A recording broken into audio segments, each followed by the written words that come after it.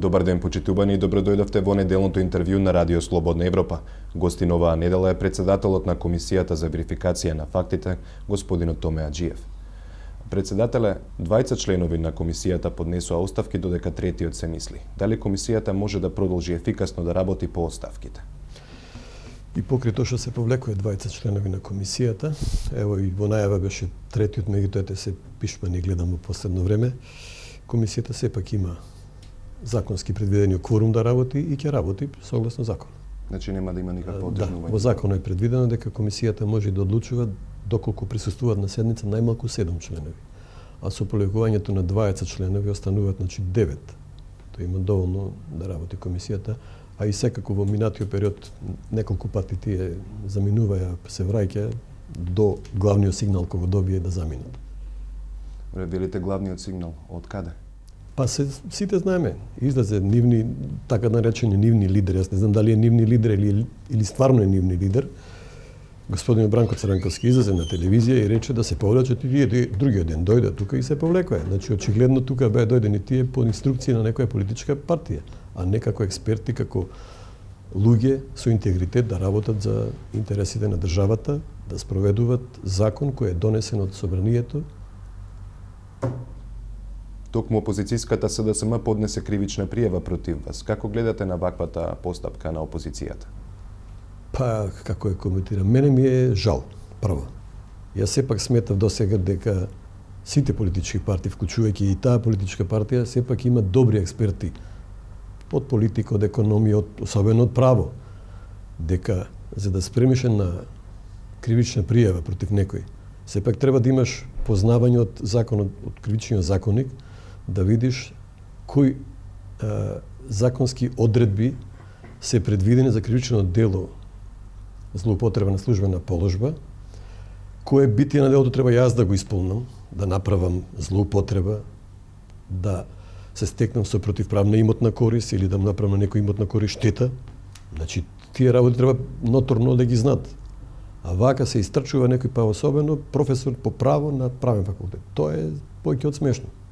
Очигледно имат недостиги на кадри таму, веројатно. Инаку јас работев поќе години како адвокат, знам што значи злоупотреба на службена положба и како треба некој да темпира кривична пријава за тоа дело. Тоа е едно од најтешките дела, а особено за председател кој е само еднаков како и сите други членови, што не презема ништо на своја рака. Се што се носи во комисијата, го носи комисијата. Како ја коментирате одлуката на Венецијанската комисија дека процесот на лустрација остава широка можност за политичка злоупотреба? Видите вака, Венецијанската комисија како тело на Советот на Европа не се однесува на органи на државите членки на Советот на Европа. Тоа се повеќе се однесува на за уставите на државите. Значи како се уредени уставите на државите и како се рефлектираат кон законите. Значи ако има некои забелешки, јас не ги имам видено тие забелешки, повеќе се однесуваат на пеглање на законот со уставот.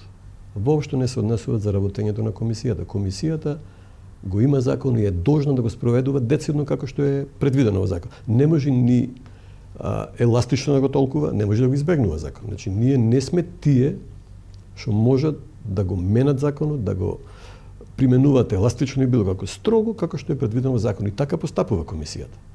И чудно е обвинувањето од овие членови, што сега веќе се потврдува која улога играе во комисијата, бидејќи на повик на лидер на одредена политичка партија, излегуваат, се повлекуваат. Тоа значи цело време тие спроведува политика на одредена групација, а не спроведува државна политика. Ако некоја одлука ја донесеме, ние стануваат, ако имат слух некој дека тоа е нивни близок или поранешен нивни чини, тоа почнуваат проварање. Меѓутоа, и пак ќе речем, го прават тоа само за одредени личности што сметат дека се блиски нивни. Ние имаме околу 40 предмети завршено. Минимална бројка на луѓе што се блиски до таа опција. Многу малци се. Дали има некој од сегашната власт? 90% од сегашната власт. Значи луѓе кои се сега на функција, а се лустрираат. И блиски и што се сега на власт. Значи повеќето се блиски до оваа власт и што биле блиски. Многу малци се од таа групација другата, меѓутоа токму тие ги боди нив. Значи тие сакат процесот на лустрација да се заврши без ниеден да се. А логично беше дека некои луѓе во тој систем работели и ќе се фатат и сад. Затоа беше формирана комисијата. Меѓутоа Сепак Венецијанската комисија забележува дека лустрацијата е долг и сложен процес. Дали оставките на двајцата членови може да го усложнат процесот? Не. Видите, методологијата на работа во комисијата беше многу едноставна. На располагање ги имаме ние сите податоци кои стојат во трите органи на државна безбедност, тоа се военото разузнавање, Управа за безбедност и контраразузнавање и Агенцијата за разузнавање и Државниот архив на Република Македонија. Сите документи ни ги дават нас. И друга работа, секој кој ќе изготви извештај од членовите, тој извештај се предава во комисијата со се документите кои се гледа. И сите имат право да го гледат тој извештај и го гледат. И на маса секогаш ги имаме сите документи врз основа на кои одлучува комисијата. Кога ќе добие мнозинство на гласови, тогаш одлуката донесена. Ако не добие, завршува приказна. Значи нема тука ништо скриено. И се што е објавено на сајтот на комисијата, тоа е. Нема ни скриено, ни додадено, ни преправено. Ние прво немаме документи да правиме. Тие се архивирани документи во архиво, во овие три други служби и немаме ни една точка запирка променето. Не смееме да промениме. Во контекст на критиките во медиумите, како и меѓу партиите се забележува, тоа се тврди дека вие сте партиски човек назначен да лови бивши функционери. Како реагирате на ваквите обвинувања? Па јас пак речам, тоа не е точно. Тоа е групирање на интересите на одредена група луѓе кои знаеа дека со отворањето на процес на илустрација ќе се чепни во нивните интереси. Тоа е групација која врз база токму на овие работи што ги утврдуваме ние граделе кариери, може некој скриено, него знаеме дека сега има функција, може некои нивни минато што биле дали родители, дедовци или некои пријатели, биле во таа структура па му дале функција, па сега се тие грчеви да се борат да не се откријат тие врски за да остојуваат на. Инаку не може, нема врска дали сум јас партиски или не партиски. Не можам, пак и ви кажам, сам не можам ништо да направам. Меѓународната критика на процесот фрла сенка на придобивките од лустрацијата. Како сега може да се оствари целта на овој процес, ако меѓународната јавност и медиумите критично гледаат на самата лустрација? Сепак станува сите медиуми. Пак да не се разбериме погрешно. Гледат одредени медиуми кои се блиски до овие структури. Па знаете, ние го лустриравме председател на Сорос групацијата. Знаете колку тие медиуми се финансирани од Сорос, колку се корумпирани од таа групација. Па ево сега во моментот ми дојде книга од Сорос, мене ми ја дава, ме провоцира цело време. Ме канат на нивните средби за да ме пердашат сакате ме. Мислам до тој степен е безобразлук. Од тој степен има и медиуми за кои се зборува дека се финансирани од власта. Значи сега да не идеме до консубстаништвото. Не финансирани од власта. Корумпирани зборамеска. То финансирање на сите може да се финансира од било кој. Отворено ќе кажам, јас нема проблем, јас сум провладен или проопозиционен, не е проблема. Меѓутоа под изговор на демократија, на човекови права, скриени интереси штитат. А сите ги знаеме кои се, да не се правиме наивни. То многу е јасно, многу е видливо. И сега гледате се прави кампања, нити еден од тие медиуми нема спомнато некоја од жртвите. Да се заинтересира, дај да видиме што станува со човековите права на овие луѓе, што денес се уште се тука. Не. Тој што го утврдиле комисијата како соработник, тоа е човековите права. Луѓе, толка вкуп на документи се најдуваат, каде што правил разни насотилоци спрема фамилии, спрема судбини на луѓе. И сега тој го клаваме во центар на вниманието, а жртвите ги клаваме настрана. Тука е иронија.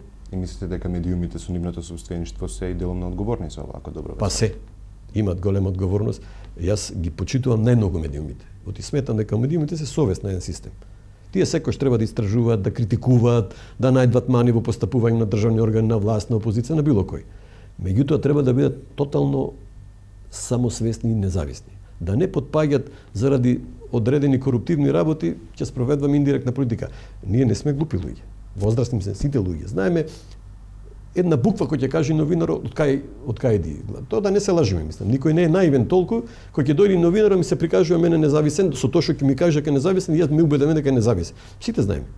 И не ми е мене јасно што е тоа независен новинар. Професионален новинар.